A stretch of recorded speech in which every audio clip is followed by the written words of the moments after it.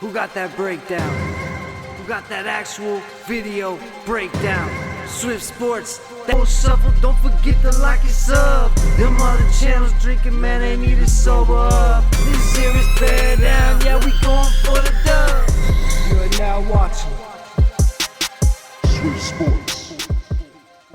What's up, guys? Swift here with another Bears video. I dropped 2 videos so far this week covering the off season.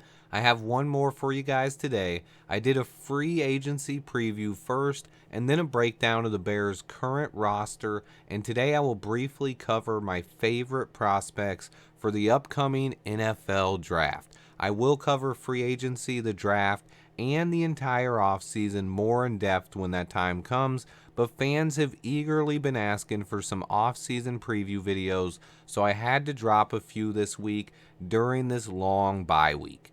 With that being said, let's get right into my top 10 targets for the Chicago Bears 2023 NFL Draft. I will also mention some honorable mentions. These are my very early rankings. I will be updating them as we get to the offseason, and I have more time to break down the tape. Coming in at number 1 is Alabama's edge rusher, Will Anderson Jr. Honestly, if the Bears land any of the players in my top 4, I would be ecstatic. Anderson possibly would have been the number 1 pick in last year's draft, and now he enters this year's class as the best pass rushing prospect. He has insane talent and the possibility of becoming a 10+ a year sack artist right away in the NFL. Will Anderson Jr. is a guy to watch. He will go in the top 5 of this NFL draft. And then the guy I have ranked at number 2 is splitting hairs a little bit, is Georgia defensive tackle Jalen Carter. I need to study Carter and Anderson both more over the next few months, but Carter's drawn comparisons to Aaron Donald. I compare him a little bit more to Alabama defensive tackle Quinnen Williams. He has the ability to be a game wrecker in the middle of a defensive line, just like Aaron Donald though, and would fit perfectly at the 3 technique. If we end up with a pick in the top 3, keep an eye out for Jalen Carter, who will be one of the first players selected in this year's NFL draft. At number 3 is the first of 2 Clemson defensive linemen on the list, Bryan Bresee. He's been a favorite of mine for years now. He has a great story that I will cover at some point, as well as just the perfect fit for this defense as a 3-tech. Bresee's powerful, instinctive, has elite strength and use of leverage. He's also a member of Bruce, the second member of that Clemson defensive line to make the list, Myles Murphy. Yeah, 4 out of my top 5 guys play on the defensive line, 2 edge rushers and 2 3-techs. Murphy's also a member of Bruce Feldman's freak list, and on top of his insane athleticism, also possesses the length and power that Ryan Poles looks for. Keep an eye out for Myles Murphy. And at number 5 on my list, I have the top offensive lineman, Paris Johnson Jr. He's my favorite offensive tackle in this class. I think he fits Poles' profile a lot better than Northwestern tackle Peter Skoronski, who has shorter arms. Paris has almost 36-inch arms. He's athletic, powerful, violent, and he has that nastiness you want in an offensive lineman, and blocks to the echo of the whistle. He's possibly the best offensive tackle in the nation this year and should go in the top 10 of this year's draft. My top 5 prospects were all top 10 guys. For numbers 6 through 10 of my top 10, I'm going to include some prospects outside of the top 10 and a couple outside of the first round as well. At number 6, I really like Isaiah Foskey, edge rusher from Notre Dame. There's something about this edge class. Honorable mentions to B.J. Ojulari from LSU, Jared Verse from Florida State, and Tyree Wilson from Texas Tech.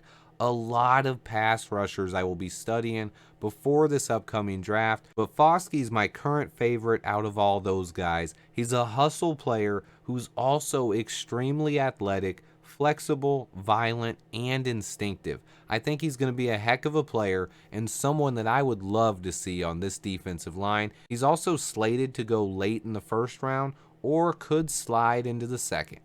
At number 7, I have a guy who you can get outside of the first round altogether, at least at his current draft stock, the top center in this year's upcoming draft, a local product, John Michael Schmitz. He's 6'4", 320 pounds, and has been the best center in the country this year, outside of maybe Michigan's Oluwatimi, who is flying up draft boards. I think the center position is one of our biggest needs heading into this offseason, and there are a few options I like in the draft and free agency, but so far my favorite target is Minnesota's John Michael Schmitz. He's a dominating run blocker. He has the athleticism Ryan Poles looks for, and he's widely regarded as the best center in this class right now. I think he would make an awesome pick in the late second or early third round if he was still on the board. At number 8, I want to go with another guy who we can add in the middle rounds that I really like and think can make a huge impact.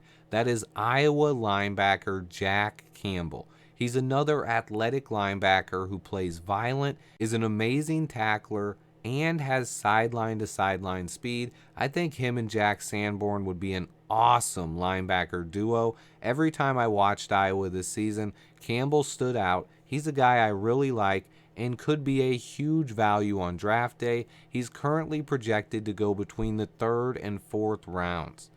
At number 9, I kind of want to cheat and include a couple of my favorite wide receivers in this class. It's hard to pick one. I was really high on Kayshon Boutte before the year, but he struggled and is staying at LSU for another season. There are so many wide receivers I like. Quentin Johnson from TCU is awesome. Jalen Hyatt and Cedric Tillman from Tennessee. Josh Downs from North Carolina, and USC's Jordan Addison. But my favorite currently might be Justin Fields' former teammate, Jackson Smith-Njigba. He missed a lot of time this season due to hamstring injuries and is skipping the bowl game to prepare for the upcoming draft. JSN was seen as a top 10 pick heading into this season. It's possible he's still a first rounder, but I think my dream scenario would be drafting defensive line early in the first, getting JSN in the 2nd round, and then a center like John Michael Schmitz in the 3rd, and a linebacker like Jack Campbell in the 4th. That would be insane. But JSN has a ton of talent and has the chemistry with Justin Fields already. He also fits this offense nice with Chase Claypool and Darnell Mooney. Sign me up. Okay, at number 10, I had a tough decision. Let me mention some honorable mentions before I give you my 10th player.